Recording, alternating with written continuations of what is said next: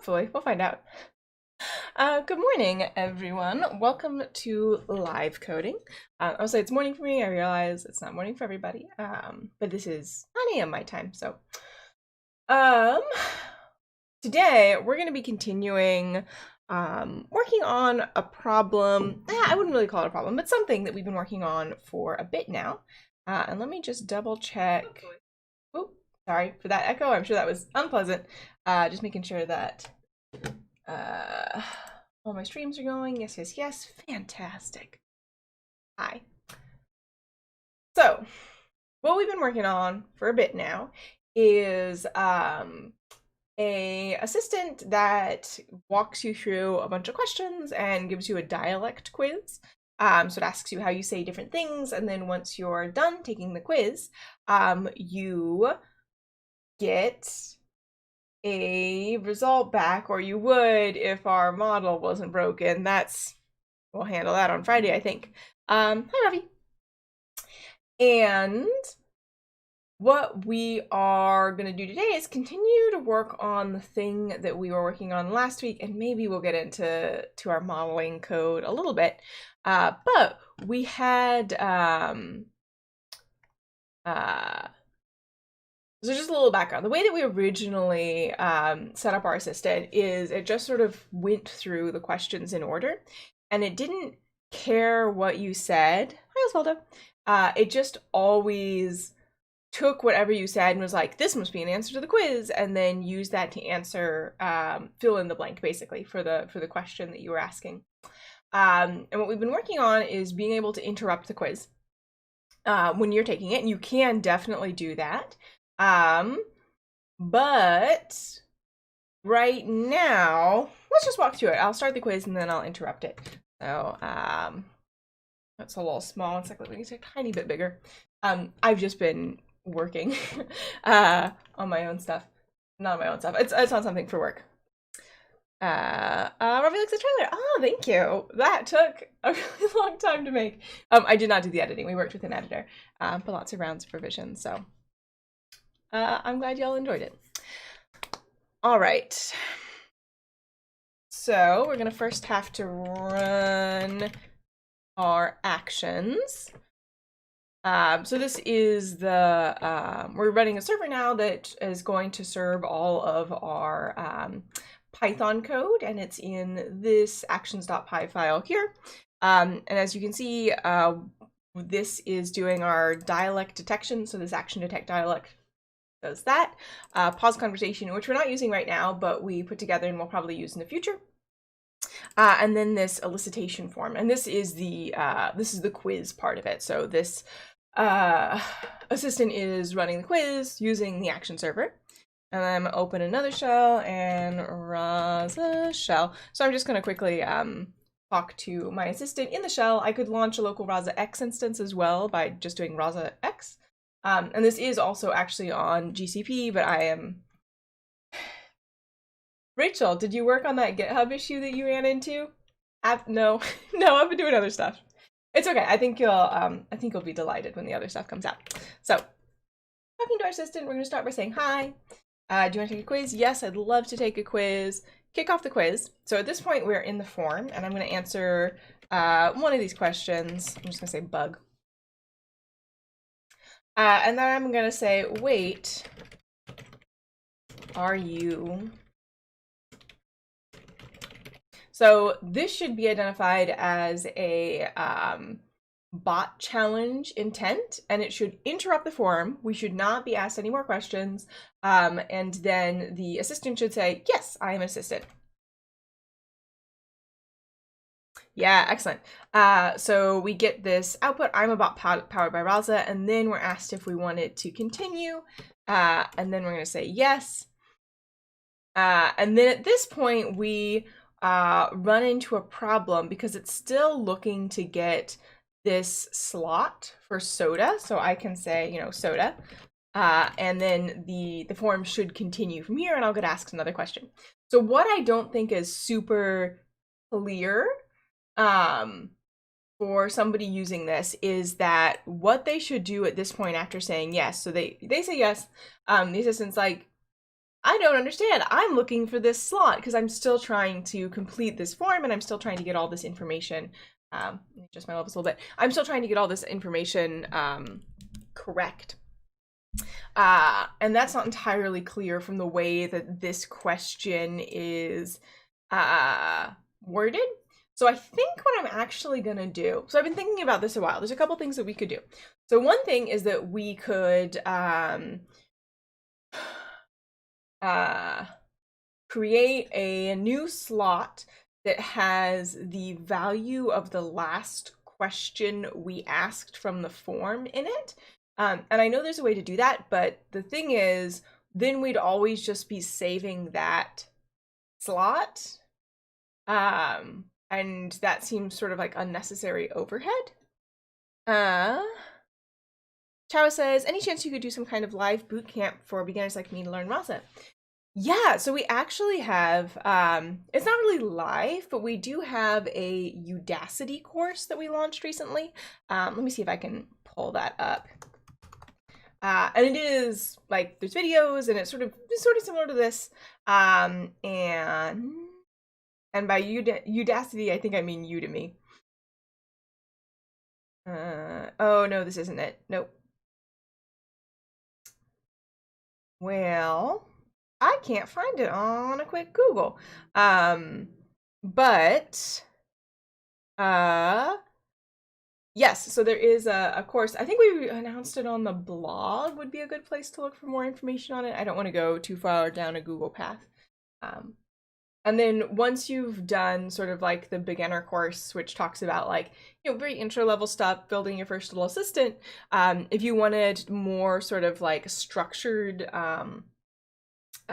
input, we also have certification workshops, and those come up every so often. Subscribing to the newsletter, the Rasa newsletter, is probably the best way to get information about those. And those you sign up for, and they walk you through some of the more advanced features, and also you can get certified and put it on your LinkedIn and your CV, resume, that sort of thing. So yeah, that would be my recommendation. We don't have any plans to do anything like on YouTube that I know of off the top of my head.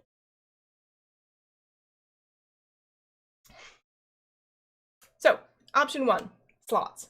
So we just have a slot that's like whatever the last question we asked was. Option 2, I think there's a way to actually get that information from the tracker. But certainly, so the tracker is this object that just like is created over the course of a conversation and stores everything that's happened in the conversation in its structured data. So I can go back and be like, hey, I want to find, you know, the last thing that was a form turn, for example. And that's going to be an action. So that's another option.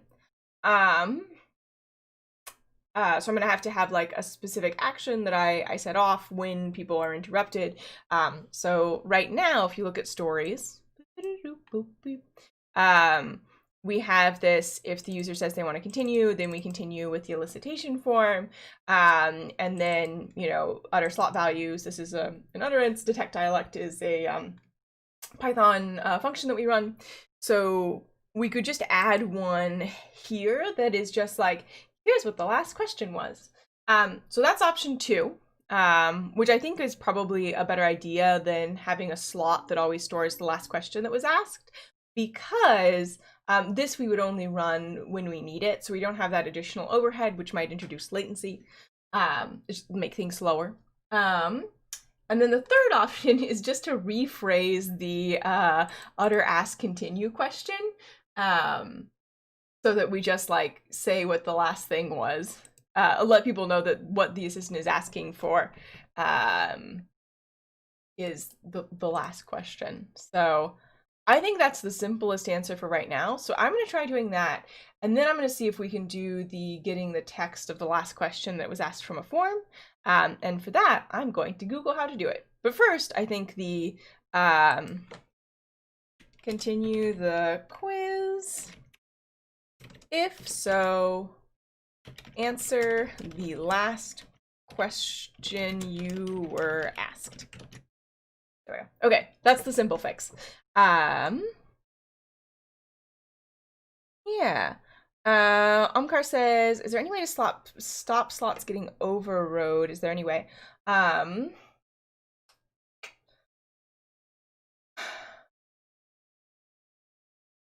Maybe? Not that I know off the top of my head. Yeah, I would ask that on the forum. I think would be a better place to get that answer, and that also might be one of the things that's changed in Rasa 2. So Rasa 2.0, which perhaps will be out today, we'll find out, is, I mean, it's already out, but a stable version. So it's Rasa open source, and yeah, very exciting, lots of feature updates, lots of quality of life improvements, and one of the things that we'll be doing in this live coding is updating our assistant from Rasa 1. Ooh, I don't know what my subversion is, to 2.0. Oh, on my mug, it's on. Also, it is. Oh, I see what you mean. Like, it's just green enough that the green screen is picking it up. Yep. No, I feel you. Yes. Okay, so time to Google. Rasa docs get the last form turn. How to do Slack. Events.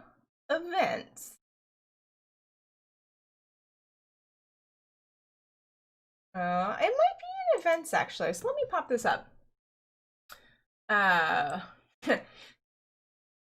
Docs not found. Okay. Pop this up. Okay, so we are, make you big. There we go. So we are interested in, where would this be? This would probably be in the SDK, I'm guessing. Might also be in forms. So let's check forms really quickly. Tutorial. I wouldn't say no to that. I think this is just the plot filling, expanding, handling deviations. Let's see if this is mentioned in the deviations, because this seems like something that might be good to do in general. And this is from a while ago, I will say. This is from 2019. Also, let me move me. One of these days I'll set up 2 views, one where I'm on the right and one where I'm on the left, but it wasn't today. All right, required slots, and then handling advanced cases, validation, we've done all of this, deviations, okay. Stop but continue. Oh.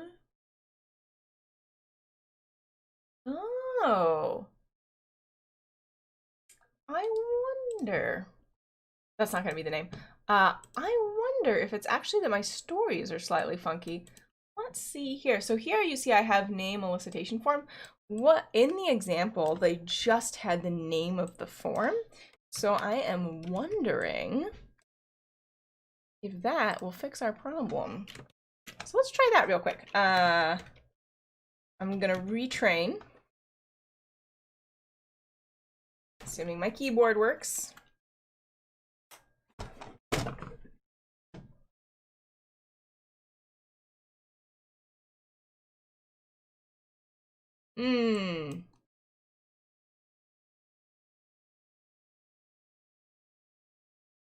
It would appear that my IDE has crashed. Alright, let's, I guess, just kill it. Yeah, let's just reopen it. There we go. Okay. Alright, save this. So we're going to start by retraining real quick.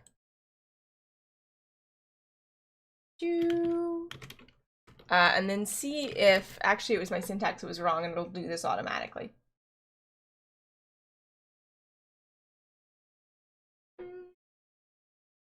Yeah, not a lot of changes, so it didn't take that long.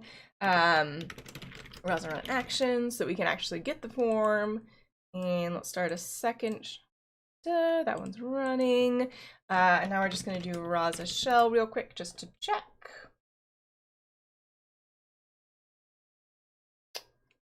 Blah, blah, warning about my pickled model. Yeah, I know, it doesn't work right now. We'll figure it out. All right. Yes, please start the quiz. We're gonna get a question. All right, and then I'm going to interrupt. And then it's going to be like, yes, I'm a bot. Do you want to continue? Okay, if I just say yes here. Oh, okay. Yeah, no, my, very straightforward. So all I changed here was instead of using this form thing, I guess is how I would say that. I just used the name of the function and then it asked the second question. So that was extremely easy, and I'm just going to go back and change my domain so that I don't confuse people and they can just say yes and then the quiz will continue. Well, my syntax was wrong. Very easy fix. Great. That took us 17 minutes and most of that was just me dithering around. Okay, problem solved. Next thing, my pickling. Okay, so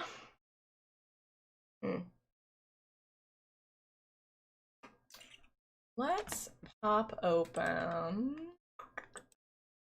Nope, that's not what I wanted. The dialogue about business. Rachel, there's some stuff in there about Django. Yeah, there was. So this is where we actually trained our whole deal. And sample pipeline. So this is just to make sure that it works. And I believe that this is where we trained our model. So right now, I'm just going to try retraining and seeing if our sample pipeline works. And if it do, that'll be great. So just to walk through here, we're reading in the data, we're removing the target columns, we are converting this sample data into a CSV. We originally looked at reverse geocoding, but actually it takes forever, so we're not doing it.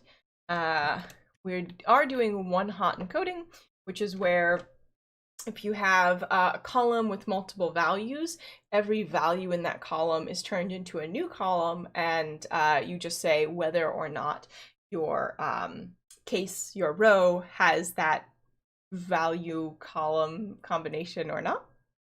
Hi, Savan. So if we look at this, it should look pretty much like that. Yep, so we have the user ID, the county that they're from, the state, and then for question 14, did they say boy, did they say either, did they say law, or did they say other? So this person said other. You can see that other is 1 and all the rest are 0. And then question 28 has its own. And now we have the classifier. So we are splitting the data here because you want to use some of your data to train and some of your data to test to make sure that it works. And then we're using 5 nearest neighbors. So if we get a point, it's in a multi-dimensional space where the number of dimensions is the number of columns. So if you have 2 columns, it would just be like a 2-dimensional Cartesian plane. And then you look at where the current point that you're trying to classify is in that space, and then you count the 5 points that are closest to it, and whichever class has the majority of instances from those 5 points, that's the one you go with. And then we're just going to use joblib to serialize this.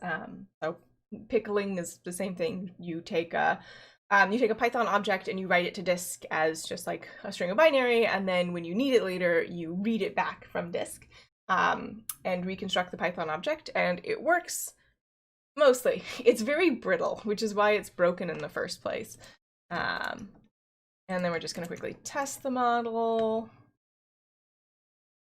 And it's testing 2,000 cases, so it's going to take a tiny bit.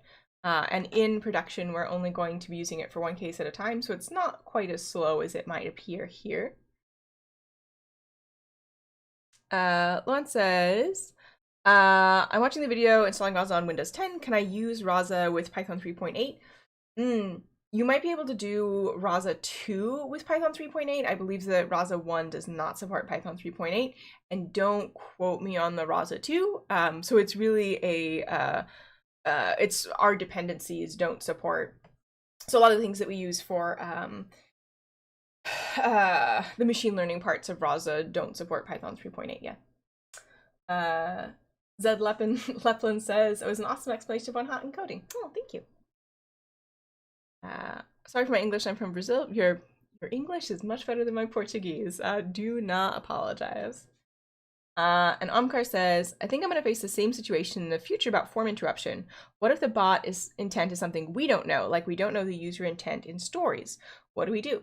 So what should happen,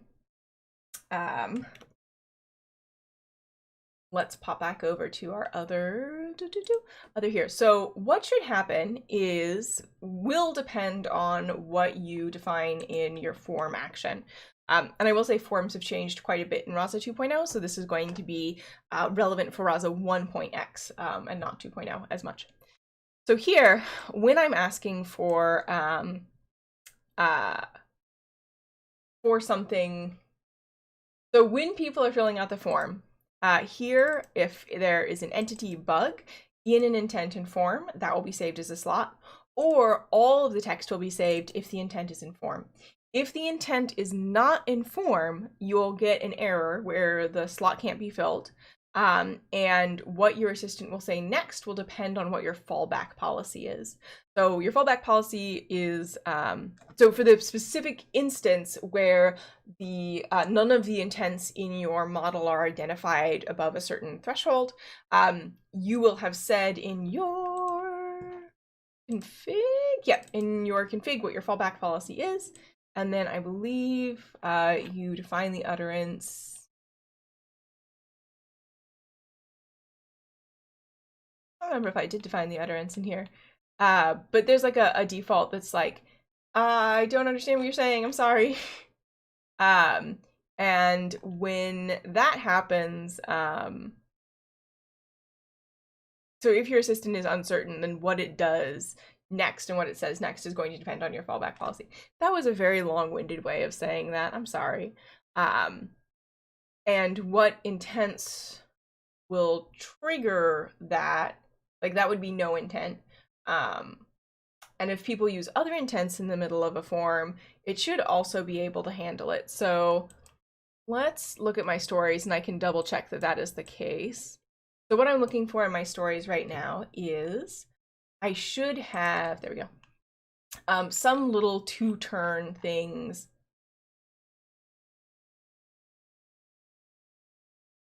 Okay, yeah, so I do have a little toxic language thing here, but I don't think I actually have any training data for the toxic language intent right now. So right now that's nothing. So I'm going to check deny utter no worries. So if I say no and the intent is identified as no, my assistant should be like, it's no problem. So let's see if that works.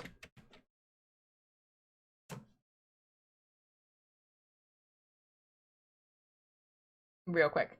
I realized that this is a departure from what we were doing with serializing our model. However, this is what we said we were doing on the 10, so I should probably do this a little bit better. So I'm going to kick off my thing. I'll say hi, and then also I do need this joblib warning, so two birds with one stone. Yes, I'd love to take a quiz.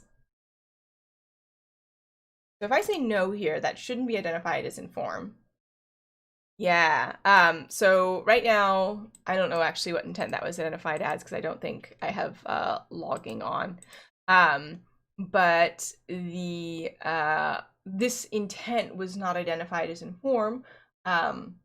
I imagine it was identified as deny. My assistant hasn't seen like what to do with deny yet, really. There's like this one example, but only if it happens right after they don't want to do the quiz. So we get this fallback intent. Sorry, I didn't understand you. Please input something else. So here I can say something like, are you a bot? And continue to go off course. Do you want to continue the quiz? And then I can say yes, and then we'll get asked the question again. So if I wanted to say something in particular in the middle to this other intents, I would define that separately. That makes sense. Hopefully that makes sense. And I wouldn't have to do them in this big, in this story where I'm interrupting the bot. I can just do them as a little 2-line one like this bot challenge here. If that makes sense. Although, especially once you have a prototype up and running and you're using it with test users, then the easiest way is to, if there's a conversation that's not going well, is you go through and you correct it using interactive learning, and then you save that as a story, and then you retrain your model. Hopefully that was helpful. I know it was a little bit of a tangent, but... All right, where are we? The business end. Whoop. So...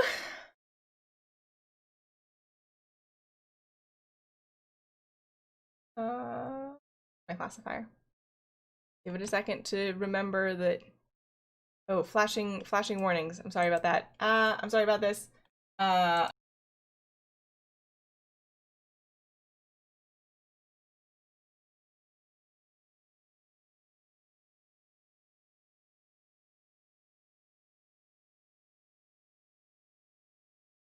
Excellent. No flashing. My sincere apologies. I did not know it would do that.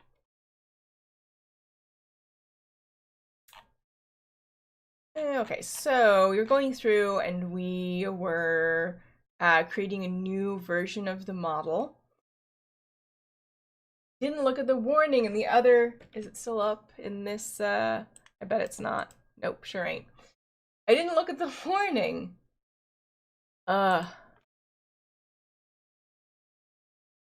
Is it? Nope. Okay, well. Great. Great. Also, that's nothing. So I'm just trying to get the text of the joblib warning again.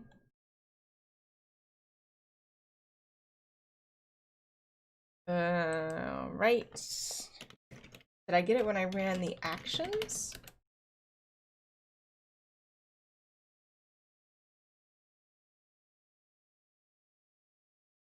Nope. All right. I guess I got it when I started the shell. That sounds right. Hi, Varun. Welcome. There we go. Okay. All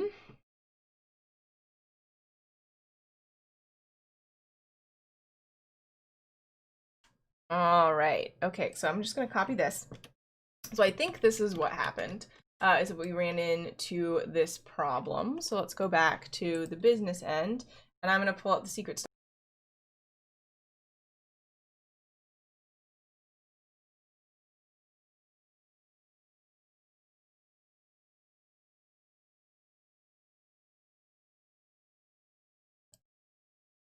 Again, my sincere apologies. Okay, so I'm gonna add, I think I'm just gonna add a new section at the top. So this is a markdown bug fix. What would you call this? 10/7/2020. And I want this to be markdown, not code. There we go. I believe this will indent a section. Yeah? Yeah. Okay.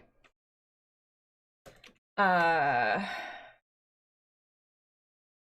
get the following future warning when running Rasa shell. So that's there we go. Okay. So what do I need to do? Please import this functionality directly from joblib. All right. So where am I importing? I believe it's dump is the command from joblib, import dump. Okay, so I am in fact directly uploading it from joblib, which is the recommended approach here.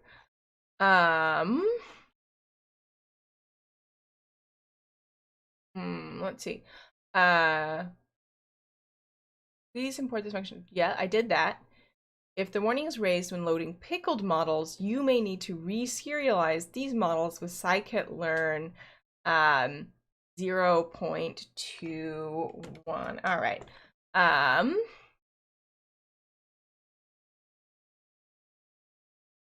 trying to remember the pip commands to get the version off the top of my head, and I do not. Pip get package version. I've clicked on this link a lot of times. It is show. Pip show joblib. Oh, actually I wanted scikit-learn. So joblib 1404, fine, required by scikit-learn. Oh, was it installed by requirement? Pip show scikit-learn. 022. You may need to reserialize these models with scikit-learn 021 plus.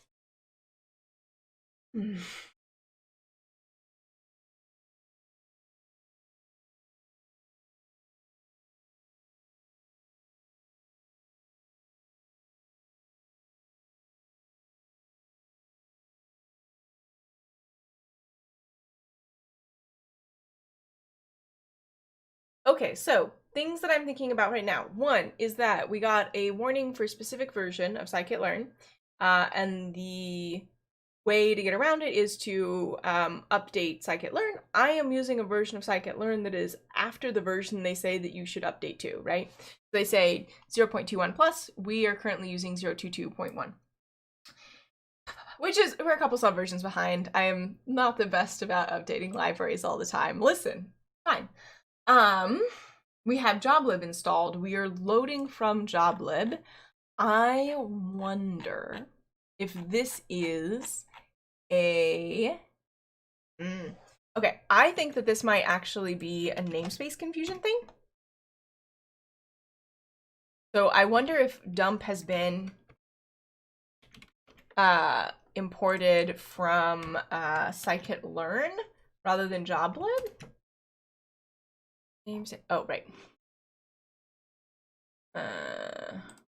This is gonna take a minute. Also, we're gonna get an error because of the this one, the place where we don't actually do reverse geocoding. So let's just go through and do this real quick. That should look right. That looks right. Rachel, shouldn't Jupyter Notebook be able to run from top to bottom without running into errors that stop it from running all the way through? Listen.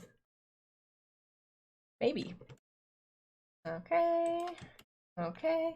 I also don't think I've updated scikit-learn recently, so I don't think that this is a model that we trained with an older version of scikit-learn. Oh. So we were getting this problem with both the version on the server and the version locally. So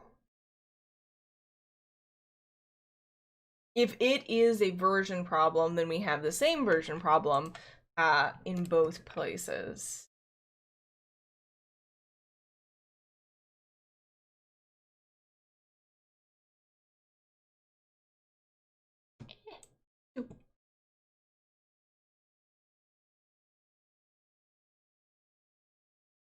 Yeah, whatever. Okay.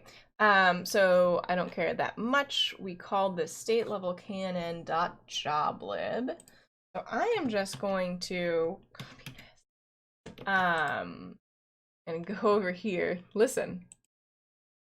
And I'm gonna paste it in, I believe we called it model code, model bits. Right? Model. Or maybe it was in the same folder as actions. Yeah, here it is. Okay, so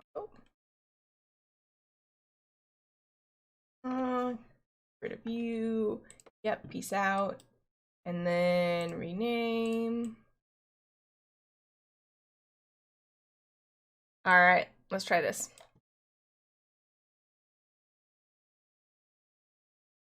Browser run actions. So we're gonna see if we can actually get all the way through the quiz and if it will work correctly now and if this has fixed our problem. I give it 20% odds. I'm not super,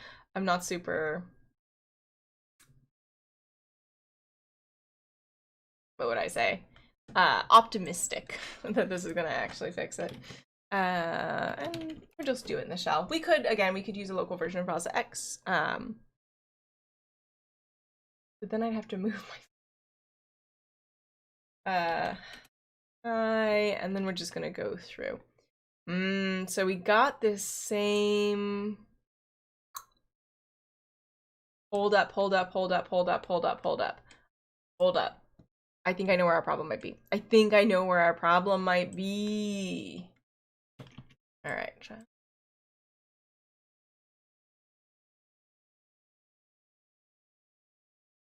Nope, it ain't. Well, beans. I was thinking, oh, I wonder if our problem is that we imported load from scikit-learn, and I don't believe we did. Yeah, all we imported from scikit-learn was neighbors, and then was the neighbors, I don't know, sub-library? I don't know what you'd call that. And then the label encoder, and that's it. So I don't know why we're getting this error about using scikit-learn to load.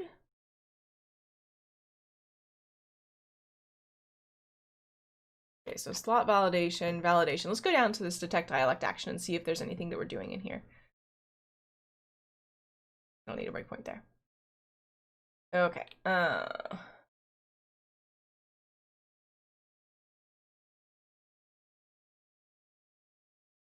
Okay, so we have this classifier pipeline KNN.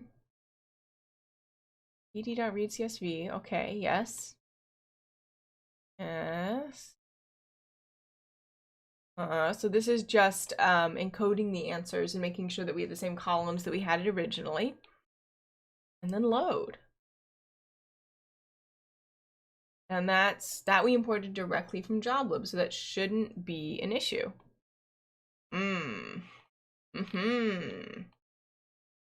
All right, well, let's keep going through and see what happens. Yes, I'd love to take a quiz. And I'm just gonna say bug every time. Actually, other is actually something that I can say every time.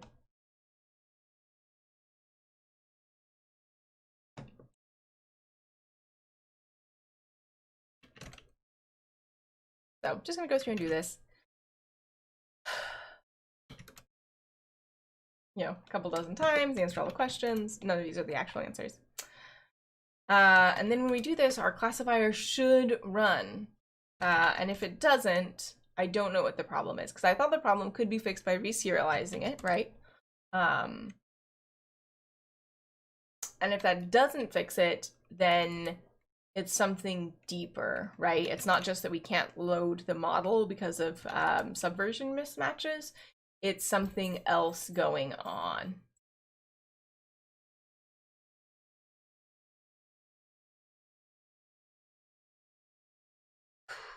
I'm nervous. I hope this works.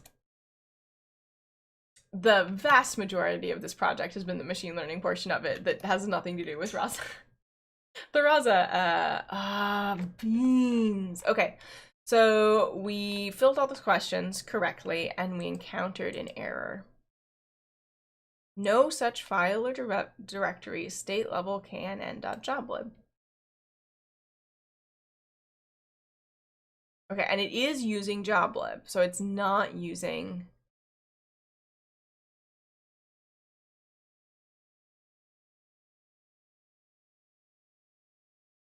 There is though. It's right there.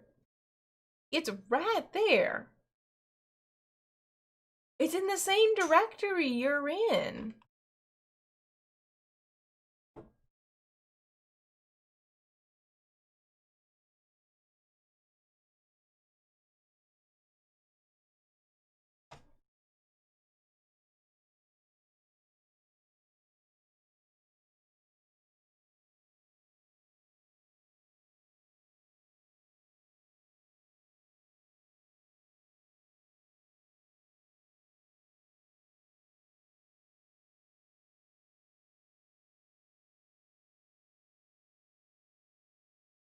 Oh, sorry, that was filtered out. I'm going,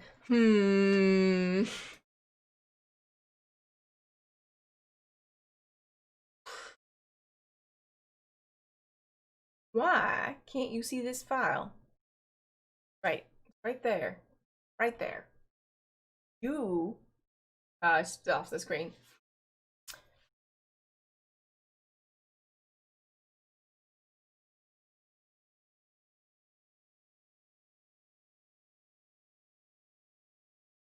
Maybe it needs to be told it's in the current directory? That's a /, right? In current directory bash.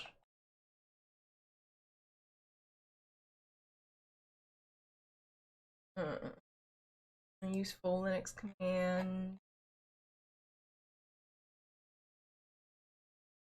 None of those were what I was looking for.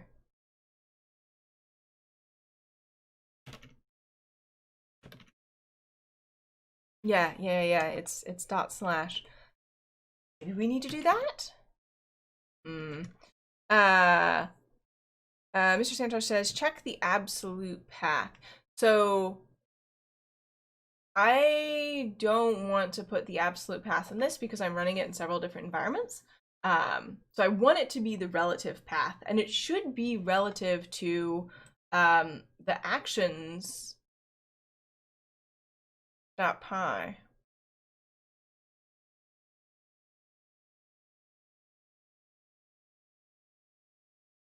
Unless it matters where I am. Actually, I have a think. All right. Control C. All right. Do I have to be in the file where... Do I have to be in the folder where not just my... So I don't need to be in the folder where my actions script is, but do I need to be in the folder where my joblib is? All right, and then let's pop open Rasa shell, give it a shot. Oh, give me. Joblib is deprecated. Oh, wait. I didn't actually kill the old one. Peace out. Alright.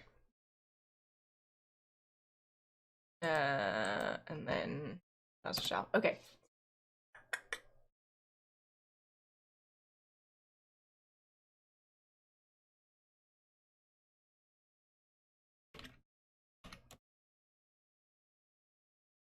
And here's the thing, I haven't moved this file, and it used to work.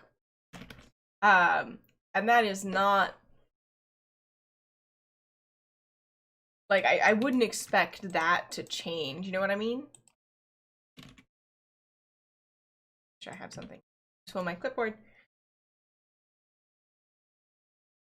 Because here's... So the error that we're getting is that this Python script doesn't see this...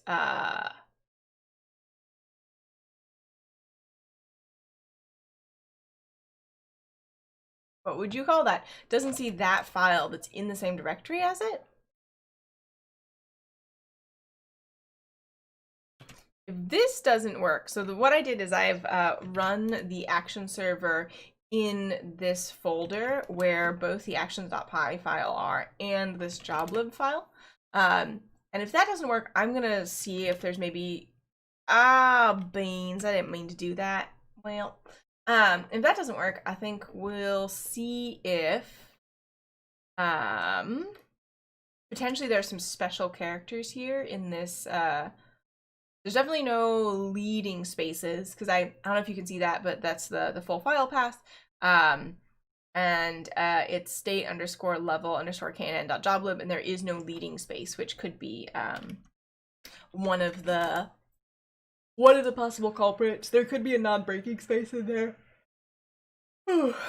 I don't think there is, but there could be, which is, you know, not ideal.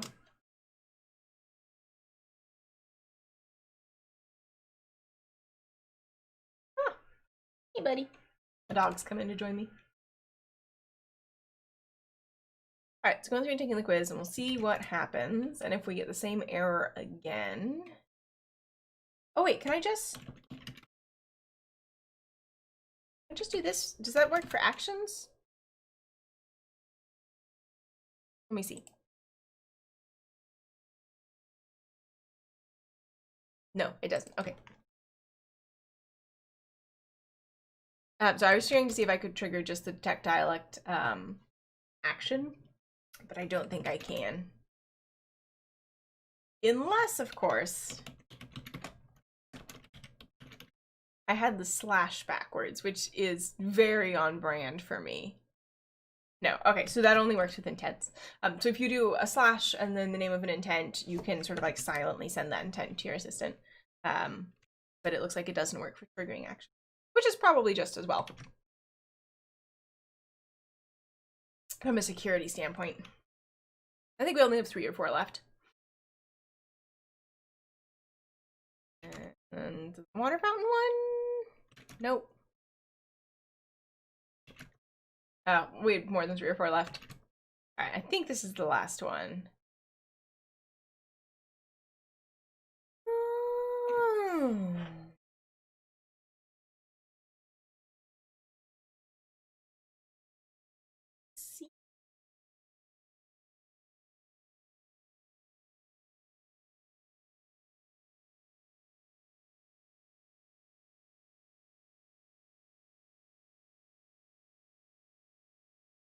So it works. So the problem is actually not with our serialization. Our serialization was, well, I don't know that it was fine because we did that and we didn't fix it, but it did change the versions, maybe.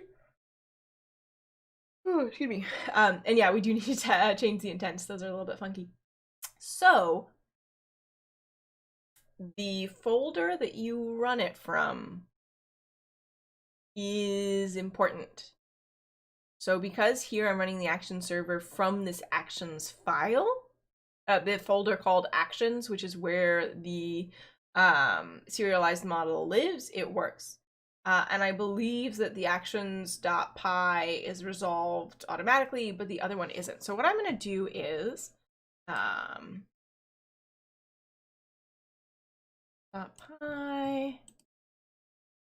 but it worked for the empty data structure. That's the thing I don't get.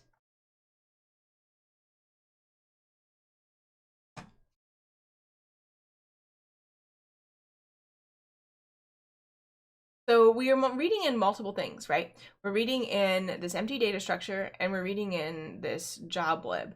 And we got an error with the, well, that was the first thing. Yeah, okay. I think it works because that was the first thing that we did. So we threw an error there. Yeah. Okay. I think what I want to do is I want to specify that this file is in actions. I think that's going to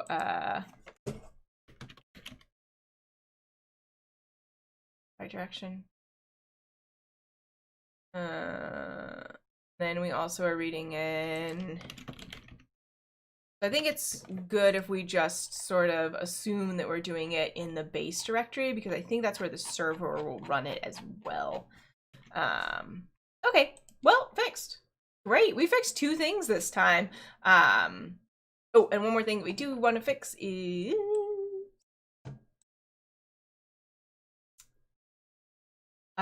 this utterance, because right now it's a little bit funky sounding.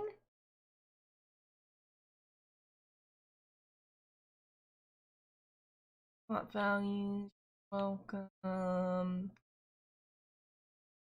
right, and right now what we say is very hard to see. I believe it's in the actions folder. So I'm just going to say, here are your results. And then I believe I have the value of dialect slot is just like a full sentence. So I'm just going to write that full sentence out. So I think this should work. Great. Yeah, no, we fixed 2 things. And I was going to fix the serialization error next time, except it looks like it was not a serialization error. So yeah, I think we're good to go. I think what we'll do on Friday is start to look at the things that we're going to need to change with Rasa 2.0. And start to sort of map out what that migration is going to look like. Yeah, and I'm gonna need to set up a new Conda environment, and actually I should probably also go through the installs as well and make sure that it works exactly the same in 2.0. And also double check Python versions. Myself a note. Double check version for 2.0, 3.8 question mark. I'm never gonna read that. But it might be enough to like nudge me. Well, very simple. I fixed a typo. I fixed a syntax error and it did the thing that I wanted it to do, which is fantastic.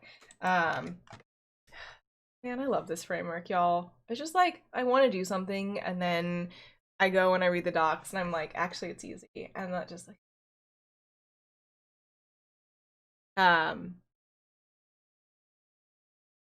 yeah. And then we fixed the joblib error, and it turns out it was not in fact a serialization error, which is what my money was on. It was a path error. And so now, because we've added this actions, we've specified that the folder that we want is in the actions folder. The file that we want is in the actions folder. We should be able to run it from the base of our directory, and it should go. And that's all I have to do today. I think this is the first time ever where things have gone faster than I thought they would. So I'm just going to wrap it up. Thanks so much for joining me today, everybody. I hope you found this interesting or useful. Delighted to have 10K of you on the channel. Yay! It really means a lot that you find the stuff that we do useful and interesting and helpful. And yeah, more to come. I'm working on something really fun right now that hopefully will be out next Monday. There's a lot of moving parts. Yeah, so I will talk to you all tomorrow for the paper reading group. We're going to continue working on the paper out of Microsoft Semantic Machines, I want to say. The sort of kind of an interesting way of handling dialogue systems where all the information that you're looking at is at like a little graph structure, and then you generate your dialogue by walking through the graph structure. So interesting approach. Sort of combines a lot of stuff. And then on Friday, we'll be back with live coding and talk about the 2.0 transition, which I know some of y'all are probably also going to be eyeing for your own work. Lots of fun stuff in 2.0, including like an option for end-to-end learning, if that's something that you're looking for. All right. Thanks so much for joining me. I'll see y'all tomorrow, same time, 9 a.m. Pacific, and